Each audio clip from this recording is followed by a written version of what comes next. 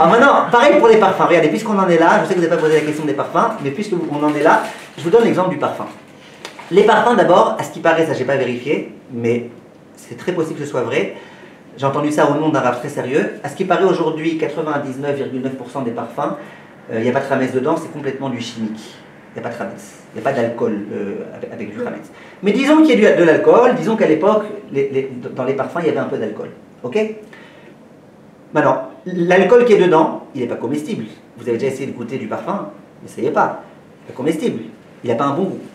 Donc, même s'il y avait du khametz à l'intérieur, c'est un khametz qui est non comestible ni par un chien, ni par vous, ni par moi, par personne. Ok?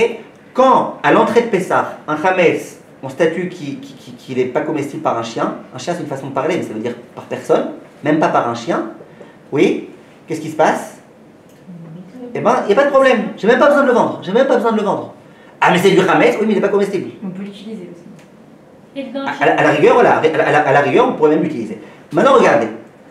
J'ai entendu, et c'est pour ça que je vous en parle maintenant, j'ai entendu pendant de nombreuses fois des filles qui, un peu comme Madame Tsipora, dans mes cours, ont levé la main, et on dit, mais j'ai entendu de Rav Intel que le parfum, il faut absolument le mettre dans la vente, hors de question de s'en servir pendant Pessah. Pourquoi?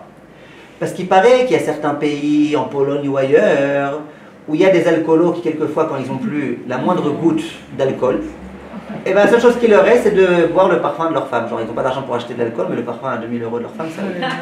Elle m'a la sorte, ils sont alcooliques, elle m'a la sorte. Et donc, ils mangent ce parfum. Donc, tu vois que c'est comestible. Ça, évidemment, moi, j'accepte pas une chose pareille. Pourquoi je n'accepte pas? C'est pas parce que tu as des gens malades psychiatriquement, qui sont tout prêts à faire pour avoir leur goutte d'alcool, qui sont prêts à manger quelque chose qui n'est pas consommable. C'est pas pour ça qu'on va considérer que c'est consommable par un chien. Non, c'est pas consommable. Même lui, il est d'accord que c'est pas consommable. Lui, il a besoin de l'effet de l'alcool pour sortir un petit peu de la réalité difficile dans laquelle il vit.